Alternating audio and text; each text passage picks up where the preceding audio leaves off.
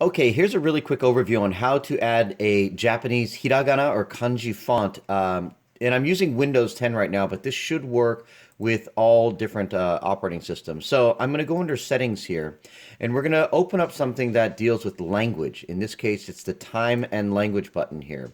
Once I go here, I'm going to look up, again, anything regarding language.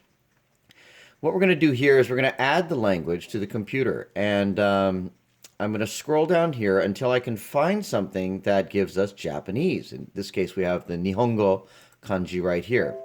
Once that is added, it will add to the new font section right here. What we're going to do then is open up a regular Microsoft Word document.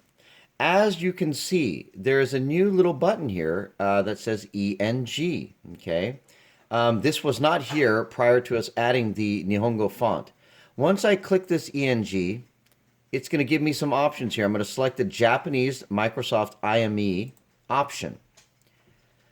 That's going to also create this little font right here. There's a capital A. That means we're still writing in English. We're going to click this guy one time, and it turns into a hiragana font. And the font is automatically populated here. There are a few stock fonts in here. We'll keep it with the Yu Mincho font. Let's go ahead and get this guy bigger here. And as long as this is in Japanese and this hiragana character is selected, once I start typing, it will populate it. As you can see right now, it's kind of doing it up in this little corner right here. And I'm pushing K-O-Y-A-M-A.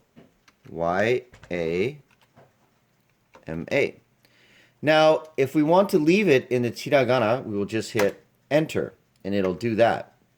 Now, if we want to make a kanji, we do the same thing, ko, ya, ma, and I apologize, I don't know. There will be different variations of kanjis that can be selected right here. We can expand this screen, and we can pick whichever one is the closest. And if I were guessing, I would say this is the correct kanji. And once I hit that, you can see it populates it in this little corner right here. When I hit enter, that kanji will come down. Sometimes we want to do one kanji at a time, as we are when we're composing like a homyo card. So, for example, if we're going to start with the kanji umi, which means ocean, we will look for it up here, extend this, and there's one. It has a no after it, but we'll select that, and we can actually hit the delete button right here and get rid of that little no. And when we hit enter, that will populate.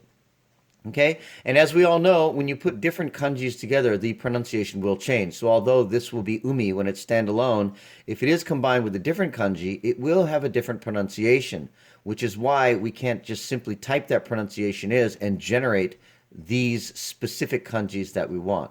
So this is how you can do it individually.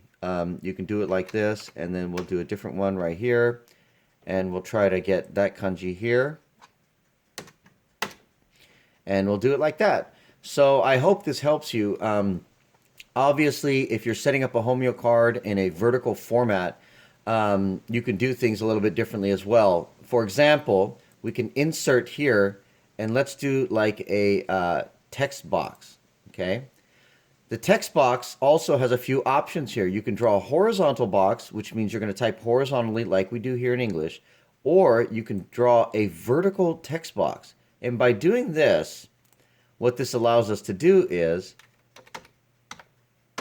type the kanji, and we're going to hit that. Let me expand this here for you, the font size here.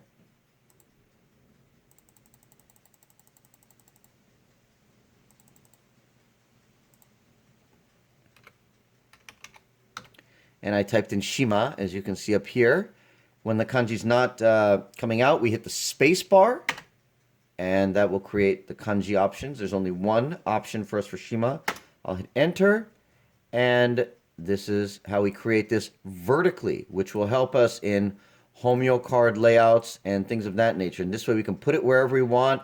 If you're printing onto like a little piece of cardstock that has some other writing on there that's already pre-populated, you can position this perfectly and it'll print directly on your homeo card. If you have any other questions, please don't hesitate to ask. It might be easier for me to walk you through it, I have some software that I can log into your computer and I can watch what you're typing, and we can do this over the phone as well. So I hope this helps you, and let me know if you have any questions. Thanks. Bye bye.